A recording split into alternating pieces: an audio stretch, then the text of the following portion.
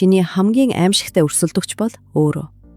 Чамайг зогсоож байгаа хүн гаднаас ирээгүй. Тэр чиний толгойд амьдарч байна. Чамайг шүүмжилдэг, эргэлзүүлдэг, чи чадахгүй гэж шивндэг тэр дуу хоолой бол жинхэнэ өрсөлдөгч чинь.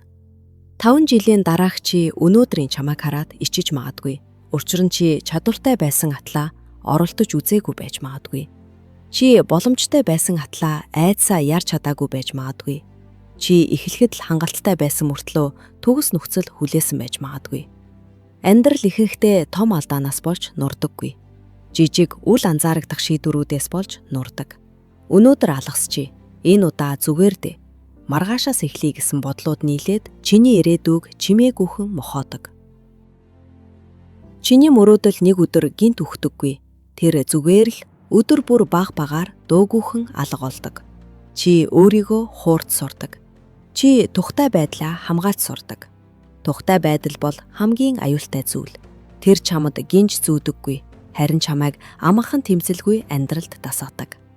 Нэг өдөр чи эргэн хараад би яагаад эхлээгүй юм бол гэж асууна. Гэхдээ тэр үед чамд цаг хугацаа төдийлөн үлдээгүй байх үз. Чиний одоогийн айдас ирээдүйн харамсал болж хуурна. Чиний өнөөдрийн залхуурал маргаашийн шансал болно.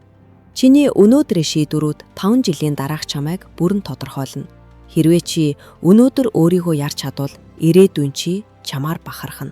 Харин өнөөдөр чи өөртөө бөөж өгвөл ирээдүйн чи чамайг өөрчлөхгүй.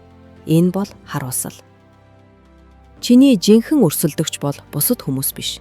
Тэд чамаас хурдан байж болно, илүү ухаантай байж болно, илүү азтай байж болно. Гэхдээ чиний амьдралыг тэд биш, чи өөрөө л шийднэ. Чи өөрийгөө ялах бүртээ шинэ хувилбар болж төрдөг. Чи өөртөө ялагдах бүртээ хуучин хэвэндээ үлддэг. Амьдрал бол бусдыг гүйцэх тухай биш. Өөрийнхөө өчигдрийн хувилбараас илүү болох тухай. Тиймээс асуулт ганцхан. Өнөөдөр чи өөрийгөө ялах уу? Эсвэл дахин маргааш гэж хэлэх үү? Эцсийн сонголт таны гарт бий.